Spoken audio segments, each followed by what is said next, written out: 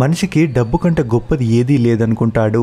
డబ్బు సంపాదించి గొప్పగా బ్రతికితే చాలు అనుకుంటాడు. కానీ ప్రపంచంలోనే డబ్బున్న వ్యక్తులు మాత్రం డబ్బుని ఓ అవసరంగా మాత్రమే చూస్తారు. అందుకు ఉదాహరణే ఈ స్టోరీ. Bill gates.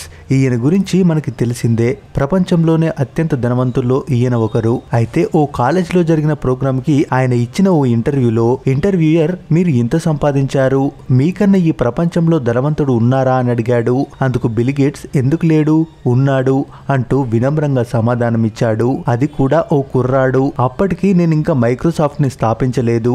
నా బిజినెస్ కోసం ఓ రోజు న్యూయార్క్ ఎయిర్పోర్ట్ లో దిగాను.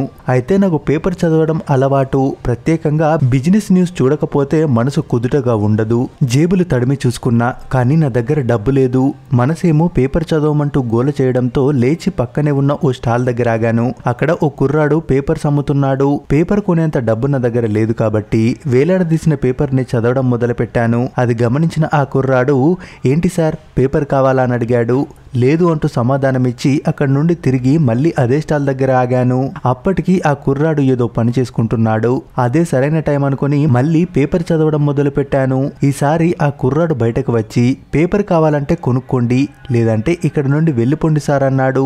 మనసు చంపుకొని నా దగ్గర డబ్బు లేదనే విషయాన్ని ఆ కుర్రాడికి చెప్పాను. ఓస్ అంతేనా, మీరు చూస్తే పెద్ద చదువులు చదువుకున్న వారిలా ఉన్నారు, పర్లేదు తీసుకోండి సార్ అని చిల్లిగవ్వ కూడా తీసుకోకుండా న్యూస్ పేపర్ ని చేతిలో పెట్టేశాడు. మరో 2 నెలల తర్వాత అదే ఎయిర్పోర్ట్ కి వెళ్ళాను. ఆ రోజు కూడా న్యూస్ పేపర్ కొనడానికి నా దగ్గర డబ్బు లేదు.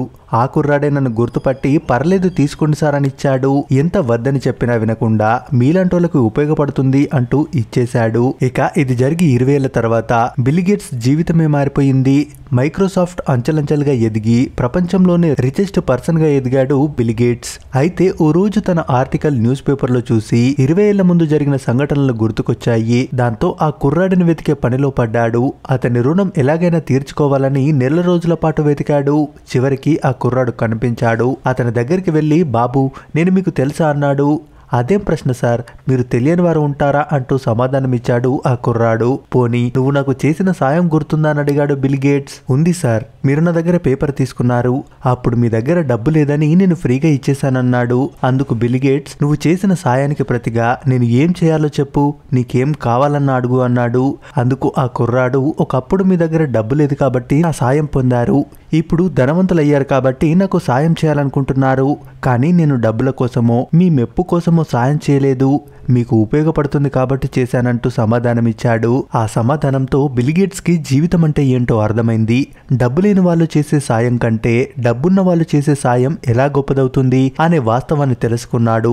ఆ కుర్రాడు ధనవంతుడు అయ్యాక సాయం చేద్దామని ఎదురు చూడలేదు. ఎందుకంటే డబ్బున్న వారికంటే మంచి మనసున్న వారే గొప్ప అని చెప్పుకొచ్చారు బిల్ గేట్స్. నిజమే కదా, డబ్బు డబ్బు అని పరుగులు తీస్తూ సొంత ఫ్యామిలీని కూడా పట్టించుకుని మనకు నిజమైన జీవితం అంటే ఏంటో నేర్పే అనుభవం ఇది. మరి ఈ స్టోరీ గురించి మీరేమనుకుంటున్నారో మీ అభిప్రాయాన్ని కామెంట్స్ రూపంలో తెలియజేయండి. మరిన్ని ఇలాంటి వీడియోస్ కోసం మన ఛానల్ ని తప్పక సబ్స్క్రైబ్ చేసుకోండి.